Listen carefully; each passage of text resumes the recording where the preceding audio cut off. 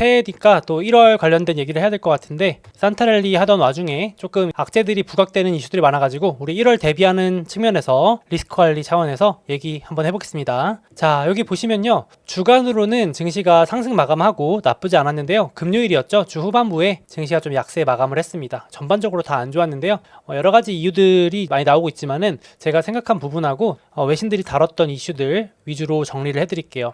일단은 이런 이슈가 가장 주목을 받습니다.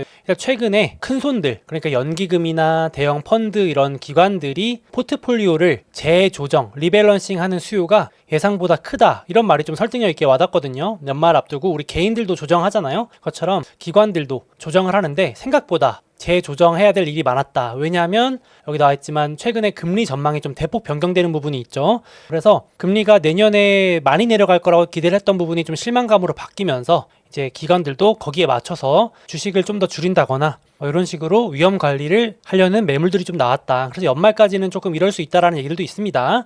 참고 정도 하시면 될 것 같고요. 본질적인 문제는 아니다, 이렇게 보시면 될 것 같습니다. 자, 그래서 뒤에서 다시 한번 말씀드릴 거지만은 지금 기관들이나 큰 손들은 저렇게 포트폴리오 재조정 기계적으로 하는 거 말고는 트레이더들 이런 분들 다 휴가 가가지고 연말 즐기고 있어서 사실 개인들 위주의 좀 한산한 장세긴 한데, 그러다 보니까 대형주들은 좀 조용하고 이렇게 중소형주들 있잖아요. 트럼프 트레이딩이라 그래서 트럼프 트레이딩이 트럼프 2기 이제 시작도 전에 들썩이고 있거든요. 당선 이후에만 지금 이 주도 테마들이 돌아가면서 움직이고 있는데, 예를 들어서 드론, 우주, 양자, AI에다 이번 주도 메타버스도 들썩이긴 했는데 돌아가면서 중소형주들까지 강세를 보이고 있습니다. 그래서 드론 관련주들 지난 시간에도 한번 소개해드렸죠. 지금 이제 미국의 어떤 방산 혁신 이런 것들과 더불어서 여러 가지 이슈들이 좀 겹치면서 드론주들이 마구 주목받고 있고, 또 우주도 규제 완화 혁신 기대감, 머스크가 주도하는 게 우주 혁신이잖아요. 우주, 스페이스X 간접 투자 이런 식으로 또 주목받고 있고, 양자 컴퓨팅 핫하죠. 한국인들이 가장 좋아하는 테마가 양자 컴퓨팅이라고 합니다.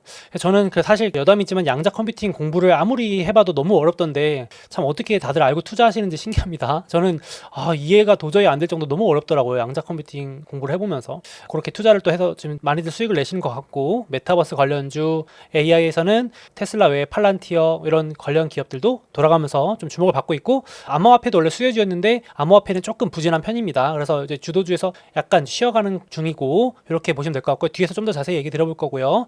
불꽃 트레이딩, 개인들이 많이 열광하는 분야가 이렇게 있다, 이렇게 보시면 될 것 같고, 앞서 말씀드렸던 대로 다시 돌아와서 이 왼쪽 장표 한번 보시면요, 내년에 금리를 인하할 전망이 정말 빠르게 축소되고 있습니다. 결론부터 말씀드려서 사실 저는 금리 인하 전망 이런 거를 믿지를 않아요. 이게 맨날 바뀌어가지고요. 제 방송 우리 꾸준히 보신 분들, 투자 같이 해오신 분들은 이 전망치가 얼마나 휙휙 바뀌는지 공감해 주실 텐데요. 예를 들면 2024년 11월 불과 한두 달 전에만 해도요, 내년에 2025년에 금리를 4번 내릴 거야의 베팅이 대부분 돼 있었다면, 12월 얼마 전에 2024년 12월 FOMC 때 연준 의장의 발언과 점도표 등으로 인해서 25년에는 금리를 2번만 내릴 건가 봐 라고 기대감이 또 실망감으로 바뀌었고, 현 시점 기준으로는 금리 인하 전망이 1회에 근접 중입니다. 1.5회 미만으로 줄어들고 있거든요. 그래서 아주 낮은 확률이지만 금리 인상 베팅도 처음 등장했습니다. 그러니까 정말 낮은 한 자릿수 베팅이긴 하지만 그런 식으로 이럴 정도로 지금 분위기가 바뀌고 있다. 약간 냉각되는 분위기죠. 그래서 지금 현재 미국 기준금리가 4.5%인데 시장에서 반영한 걸 그래프로 나타내보면 딱 한 번 정도 내려가지고 연말에 한 4.25 정도 내외 정도로 되지 않겠냐라고 반영하고 있는데, 이것 때문에 지금 앞서갔던 시장이 조금 실망감으로 눈높이 조정, 워워 하는 거죠. 뜨겁게 달렸던 시장이 조금 더 조정을 이어갈 수도 있다라고도 가능성을 열어둬야 됩니다. 근데 이제 저 말씀드렸지만 이 전망치는 계속 바뀐다. 이러다가 2025년에 갑자기 무슨 사건 터지면 또다시 금리 인하 전망이 확 살아나고 그렇게 됩니다. 제가 2024년에도 노랜딩이라고 들어보셨나요? 2024년 1월부터 4월까지 노랜딩 전망이 부르면서 2024년에 금리를 안 내릴 거라는 전망이 지배했었습니다. 그러니까 그때 또 증시가 성장주 조정받는다 막 이런 얘기 있었는데, 결국 노랜딩은커녕 금리 결과적으로 4번 내렸거든요. 2024년에. 그러니까 모른다, 알 수 없다. 그러니까 너무 여기 전망에 휩쓸리기보다는 지금 시장이 이렇게 분위기를 조성하고 있다, 이렇게 참고하시면 되겠습니다. 우리는 딱 이런 분위기에 휩쓸리지 말자는 취지로 제가 정리를 해드리고 있습니다. 그래서 이제 긴축 우려입니다. 금리 인상할지 모른다는 우려가 조정 재료가 될 수 있음을 알아두자는 겁니다. 우리 리스크 관리 차원에서 1월부터 이제 본격적으로 또 금리가 올라간다면 언론에서 겁을 주겠죠. 우린 그렇게 이제 미리 알아두면 좀 덜 놀라고 침착하게 대응할 수 있지 않을까 싶고요. 자, 그래서 제가 지금 말씀드릴 주요한 내용은 1월에 이제 변동성 요인들이 굵직하게 많습니다. 그래가지고 이제 약간의 이제 비관론자분들은 1월에 악재 폭탄이 몰려있기 때문에 좀 충격이 올 수 있다라고 이제 많이들 강조하고 계신 건데요. 지금 이제 상반기 충격이 온다고 하시는 분들이 있고 하반기 충격이 온다고 하시는 분들이 있는데 1월에 지금 일단 당장 앞두고 있으니까 잠재적인 변동성 요인들 여기 정리해왔습니다.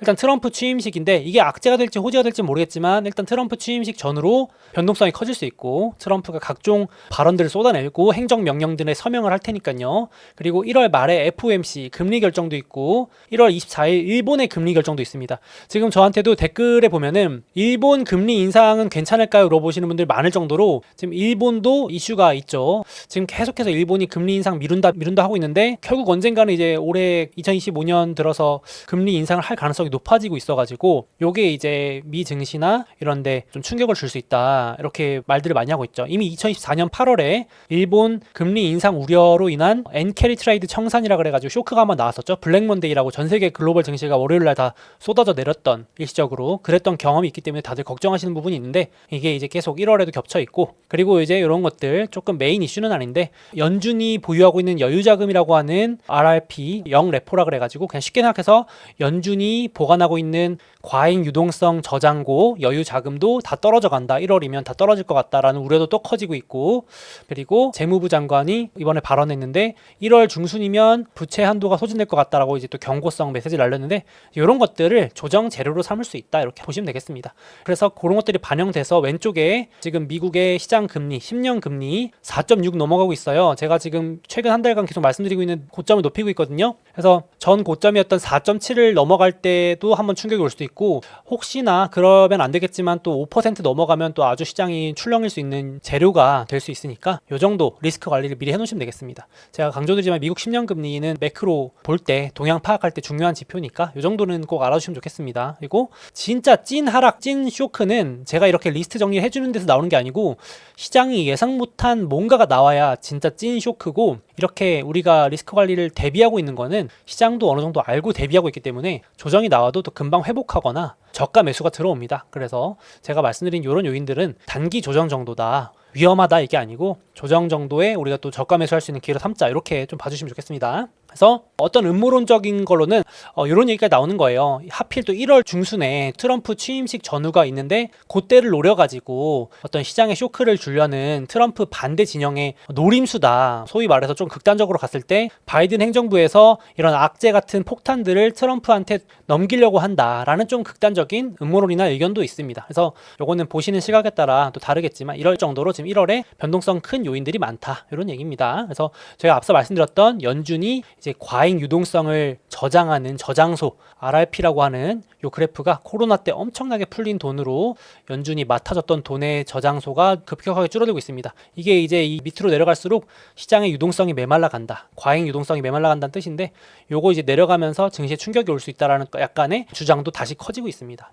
또 낙관론적인 거로 보면 낙관론을 볼 것도 많은데 안 좋게 보자면 또 끝도 한도 없이 안 좋게 볼 게 많은 게 시장입니다. 지금 양극화돼 있죠. 되게 좋은 것도 많고 안 좋은 것도 많고 그래서 1월 리스크 및 변동성 요인들 정리해봤는데 또 주목받았던 리포트가 요거예요. 한번 같이 정리해볼게요. 한 기관에서 2025년에 증시를 위협할 요인들을 10개 정도 요약해줬는데 근데 사실 제가 빨간색 친 게 다 금리 요인입니다. 그래서 알아두시면 좋을 것 같은데 한번 보시면요. 첫 번째, 관세를 도입할 가능성이 90%에 달한다고 합니다. 결국 이게 이제 시장이 가장 걱정하는 금리에 영향을 미치는 요소죠. 트럼프가 관세를 도입한다면 금리가 올라갈 수 있는 요인이다. 그러니까 걱정하는 선 반영하는 요인이고 두 번째, 요거는 이제 금리는 아닌데 엔비디아의 실적이 기대를 충족하지 못할 가능성도 90%에 달한다고 합니다. 상당히 이코노미스트는 엔비디아에 조금 거품이 있다라고 판단하는 것 같습니다. 세 번째, 이제 빨간색 색깔 표시한 거는 금리 요인입니다. 미국 경제가 재가속화되고 시장 활기가 되살아날 가능성이 85%.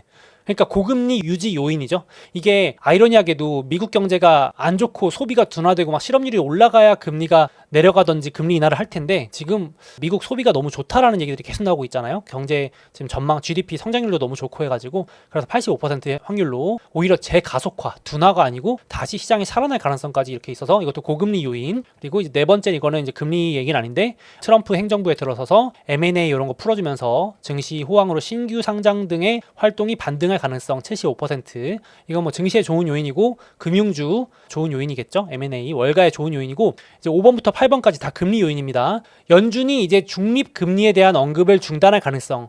중립금리라는 말을 어렵게 생각할 거 없이 연준이 장기적인 미국의 금리를 한 3% 정도로 맞춰놨는데 이제 그거를 슬쩍 말 안 할 가능성이 있다라는 얘기는 이제 연준이 고금리를 유지할 거라는 간접적인 신호다. 이렇게도 해석이 가능합니다. 이 말은 그러니까 연준이 우리 미국이 3%까지 내려야 되라는 부담감을 슬며시 이제 내려놓으면서 그냥 고금리 어디가 적당할지 모르니까 그냥 지금 금리대로 유지한다. 뭐 이런 식으로 갈 수 있는 확률이 70%. 즉 고금리 유지. 지금 미국이 4.5니까 시장에서는 그래도 언젠가는 3까지 내려주겠지 혹은 2%까지 내려가겠지 했는데 연준이 이제 고금리 유지하려는 핑계로 슬그머니 이 말을 안 한다는 내용이고요. 6번 1분기 미국의 인플레이션 가속화 가능성이 40%. 여기서부터는 50% 미만이니까 좀 실현 확률이 낮다라고 평가하긴 하지만 그래도 50%에 근접한 확률이니까 인플레이션이 다시 높아진다는 얘기도 고금리 요인인 거죠. 그리고 무려 2025년 연준이 금리를 다시 올릴 가능성도 40%로 되게 높게 잡았습니다. 그렇죠? 요거 좀 서프라이즈였어요. 이렇게 높다고? 시장은 이 정도까지는 반영을 하고 있지 않은데 만약에 저도 이제 연준이 다시 금리를 올린다라고 한다면 증시가 조금 단기적으로 충격 정도가 매우 셀 수 있겠죠. 여기서 다시 올린다라 그러면 미국 증시가 문제가 아니고 지금 신흥국이나 아시아, 유럽이 다 박살날 수도 있겠죠. 90년대처럼. 그래서 확률은 50% 미만. 그리고 이제 미국 10년 만기 금리가 앞에 보여드렸죠. 제가 미국 10년 금리, 10년 금리가 5% 이상으로 상승할 가능성 40%. 이것도 낮지 않죠, 확률이? 아까 제가 보여드렸죠. 미국 10년 금리가 5%까지 간다면 엄청나게 출렁일 수 있는데 저는 확률이 그렇게 높진 않다고 봤지만 그래도 여기 40%라는 확률로 높게 잡았습니다. 지금까지 말씀드린 빨간색 요인들이 다 금리를 건드리는 요인들입니다. 그러니까 이제 25년은 다시 또 매크로 장세가 또 돌아오는 느낌이긴 한데 한동안 또 금리 얘기 많이 안 하다가 이제 머리 아픈 금리 얘기가 이렇게 많아지고 있습니다. 그리고 9번 독일 경기 침체 가능성. 지금 유럽 좀 경기 안 좋은 건 이어지고 있고 중국 경기 침체 가능성은 33%. 중국도 지금 막대하게 또 돈 풀 준비하고 있죠. 그리고 이 이코노미스트는 미국의 뭐 경기 침체나 재정 위기 가능성은 거의 제로에 수렴한다라고 평가했습니다. 그래서 제가 말씀드리는 거는 이 기관의 예측이 맞다 틀리다를 떠나서 지금 시장이 뭘 걱정하는지를 정리해 놓은 것 같아서 가져왔거든요. 지금 시장이 걱정하는 대부분이 금리 요인이다. 금리 상승 요인이다. 이렇게 보시면 되겠습니다.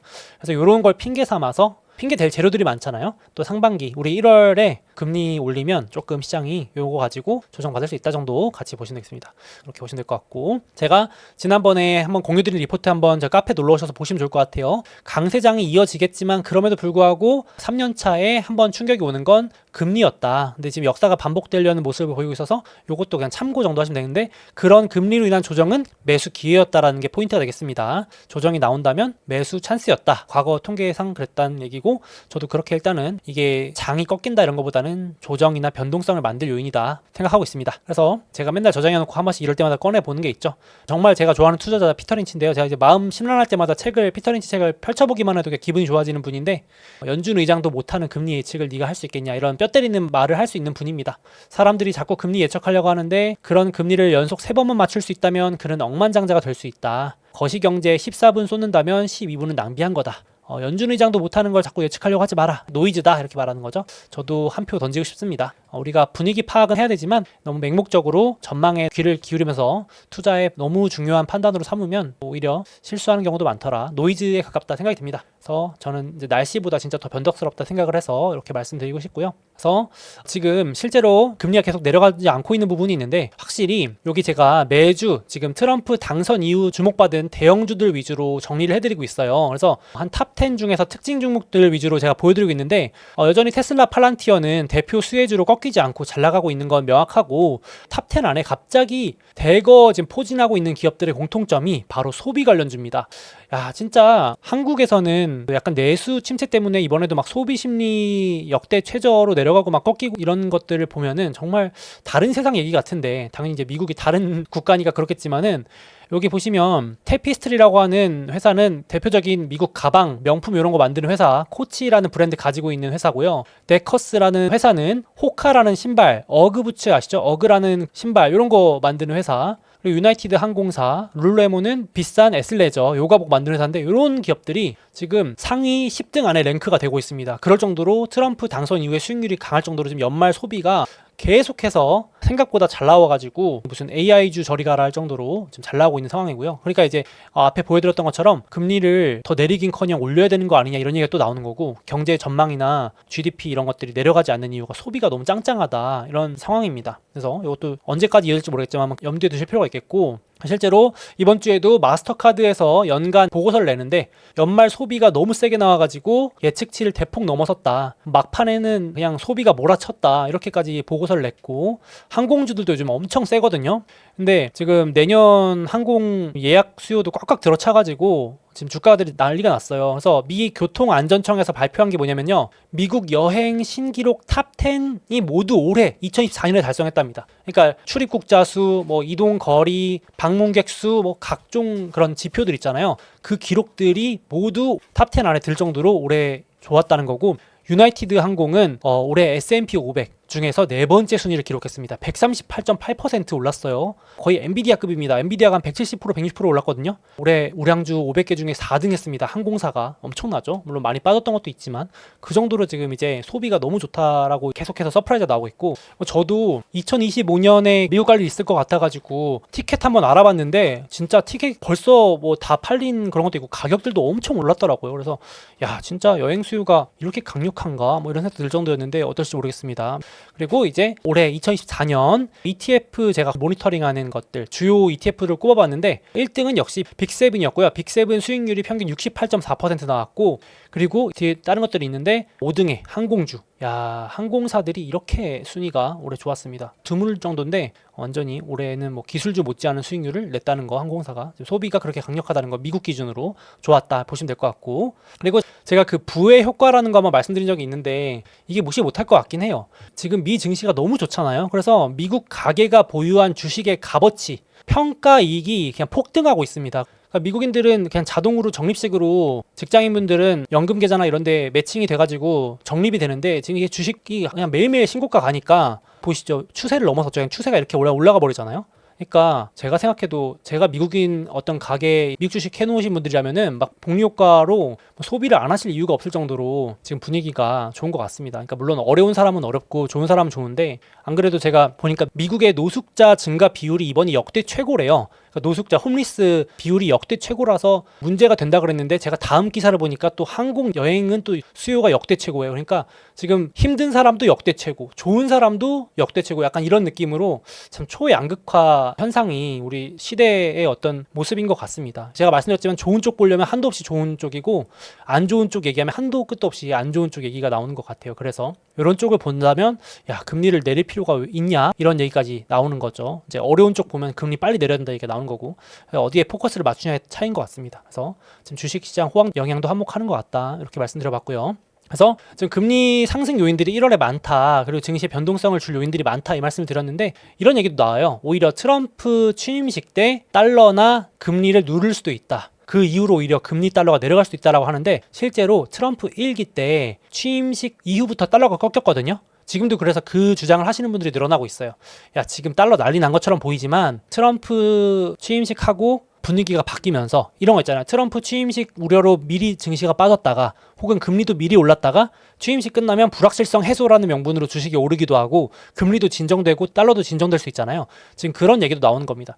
저도 만약에 트럼프 취임식 전에 막 주가가 빠지고 금리가 미리 오르고 막 이러면 오히려 이 취임식 이후로는 이제 악재 해소다, 불확실 해소다, 뭐 트럼프가 생각보다 세게 안 말했다, 관세도 당장 시행 안 한다고 한다, 그리고 시장에 우호적인 발언들을 할 수도 있고, 그러면 오히려 이제 시장이 좋아할 수도 있겠죠. 그래서 달러도 지금 2016년하고 2024년을 겹쳐놓은 건데, 지금 이제 곧 취임식 열리는데 1월 20일 날 그 이후부터 달러가 쭉 빠졌거든요.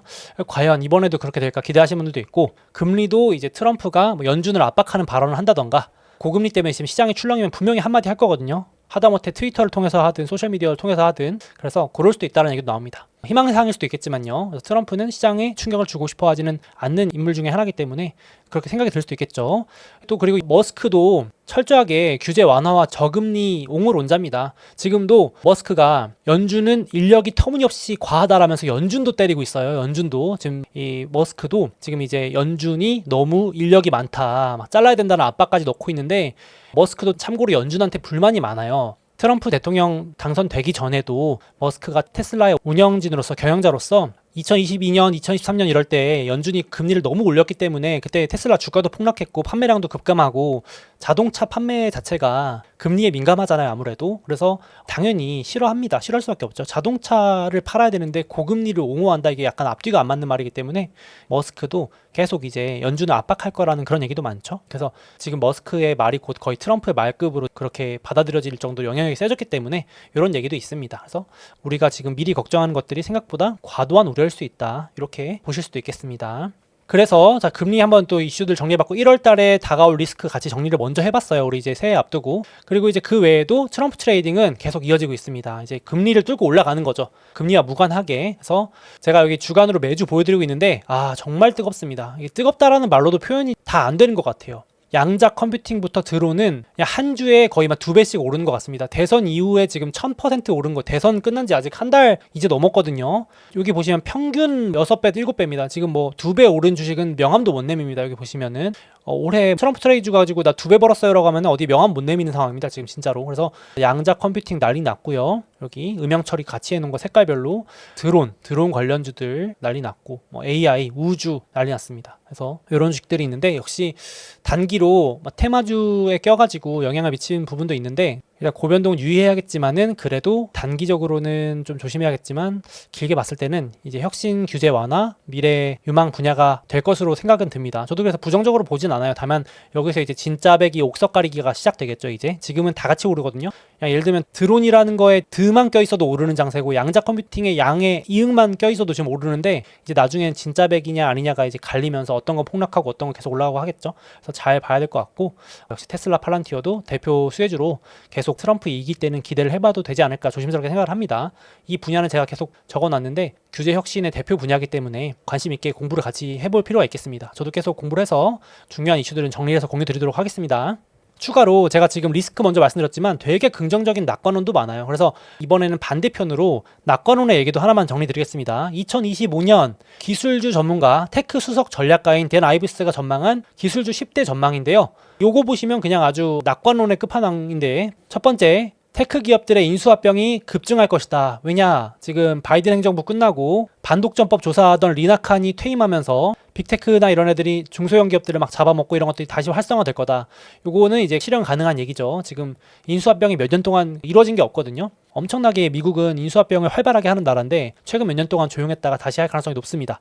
그리고 기술주가 2025년에 25% 상승한다. 엄청 낙관적이죠.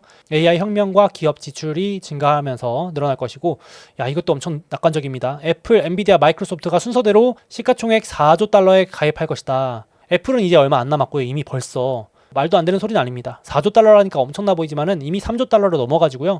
여기서 1-20%씩만 다 오르면은 4조 달러 가입합니다. 정말 대단하죠. 한국의 코스피 200개 기업 다 합쳐도 시가총액이 2조 달러가 안 되는데 어마어마합니다. 한국의 전체 기업들 다 같이 어벤져스로 모여도 애플이나 엔비디아, 마소한테 택도 없다, 이렇게 할 정도로 진짜 엄청난 국가급 기업입니다. 말 그대로 빅테크고요. 그리고 이제 테슬라가 시가총액 2조 달러 달성할 것이다. 지금부터 2배 갈 거라고 전망을 하고 있고, 테슬라 엄청 좋게 보죠. 저평가된 AI주라고 계속 강조하고 있고, 빅테크도 반독점 우려 완화로 수혜를 볼 것이다. 지금 그래서 빅테크 CEO들이 트럼프 만나러 가고 막 난리 났죠. 그래서 취임식에 기부도 하고, 왜냐하면 관계를 우호적으로 해야 지금 반독점 소송 걸려 있는 것들 다 피해줄 수 있으니까, 트럼프와 영향이 막강하니까 그렇게 된다면 빅테크도 좀 그런 우려들 해소가 될 수 있겠죠. 구글도 지금 구글의 검색 포탈하고 안드로이드 이런 것들을 쪼개라 막 이런 소송 걸려 있는데, 이제 그런 것들만 풀리면 구글의 주가에 걸려있던 그런 디메릿이라고 할까요? 악재들이 해소가 되니까 좋을 수 있겠죠, 주가에. 사이버 보안도 30% 늘어날 거고, 팔란티어도 차세대 오라클로 성장할 것이다 라면서 AI 분야의 이제 혁신 유망주로 꼽았습니다. 상당히 좋게 보고 있죠. 그리고 아이폰 16, 아이폰 16도 슈퍼사이클을 시작할 것이다. 일론 머스크가 또 미중 무역의 갈등을 해결하는 해결사가 될 것이다. 뭐 이렇게 얘기합니다. 그래서 제가 이제 너무 보기만 해도 기분이 좋고 흐뭇한 얘기여서 정리해봤는데 10개인데 이 중에서 절반만 해줘도 감사하겠습니다. 잘 되면 좋겠죠. 아무튼 이렇게 낙관론도 있다. 당연히 비관론만 소개해드린 건 아니고 이렇게 있습니다. 보시면 될 것 같고, 그래서 개인적으로는 제가 리스크 먼저 소개를 해드리긴 했지만 그런 명분으로 조정 나오면 이런 좋은 우량주나 시장 지수는 정말 좋은 매수 기회니까 차분하게 같이 잘 대응했으면 좋겠습니다. 지금 이미 한 10%씩 빠져 있는 주식들도 있고 엔비디아, 테슬라 같은 경우는 마이크로소프트도 8% 이렇게 빠져 있는데 또 이런 추가 하락이 나오면 정리를 드리도록 하겠습니다. 자료도 공유 드리도록 할게요. 자, 그래서 한 주 이슈 정리해봤고 돌아오는 주도 좀 조용할 것 같습니다. 연초긴 한데 1월 1일은 미국 휴장이고요. 신년이고요. 조금 연말 연초는 좀 조용한 편입니다. 거래 좀 한산하고 대형주들 좀 조용한 편이고 역시 고금리 여부와 트럼프 트레이딩 여부 요 두 가지로 계속 전시가 이어지는 것 같아요. 그래서 제가 휴장일 캘린더도 25년 걸고 커뮤니티 공유 들었고 카페에도 올려놓을 테니까 보시고 1월달 주요 이슈들 여기 넣어놨습니다. 같이 한번 보시면 될 것 같아요. 1월 캘린더도 제가 카페에 올려둘 테니까 한번 보시면 좋을 것 같고 1월에 이제 실적 시즌하고 금리 결정 이런 것들 주요 이슈 넣어놨습니다. 같이 보시면 되겠습니다. 자, 다음으로 2025년에도 저와 함께 좀 더 투자 공부 열심히 하고 싶은 분들을 위해서 소수의견 텔레그램 채널 구독자분들을 모집합니다. 이 채널은 2019년부터 지금 거의 7년째 제가 이렇게 운영하면서 많은 분들이 함께 해주시고 계신 채널인데요. 특히 이런 분들께 구독 추천드립니다. 좀 혼자 공부하기는 어렵다거나 정말 투자에 도움이 되는 중요한 정보만 엄선해서 알고 싶다거나 장기 투자하려고 하는데 이런저런 변동성 때문에 멘탈 관리가 필요하다. 이런 분들께 특히 도움이 될 것 같고요. 매일매일 증시 시장 상황에 대한 코멘트나 중요한 이슈 같은 것들 수시로 신속 브리핑을 해드리고 있고 또 소수의견 구독자분들만을 위한 자체로 제가 제작한 자료들을 수시로 공유드리고 있고요. 월가나 국내 증권사에서 발간한 주요 리포트, 요약 및 코멘트 드리고 있습니다. 그 외에도 주간 브리핑도 매주 주말마다 별도로 해드리고 있고 혹시 모를 위험에 대비하기 위해서 각종 리스크도 상시 점검해드리고 있습니다. 그래서 저와 함께 증시에 가득한 이런 소음들 최대한 제거하고 장기 투자 위주로 큰 결실을 맺고자 하는 분들께서 특히 구독을 해주시면 더욱더 도움이 되실 것 같고요. 우리 함께 증시 단기 변동에 일희일비하거나 남의 말만 듣고 묻지마 투자하지 않도록 함께 투자를 해나갔으면 좋겠습니다. 관심 있으신 분들은 이 영상의 더보기 혹은 고정 댓글에 안내 링크 남겨놓을 테니까 한번 참고해 보시면 좋을 것 같습니다.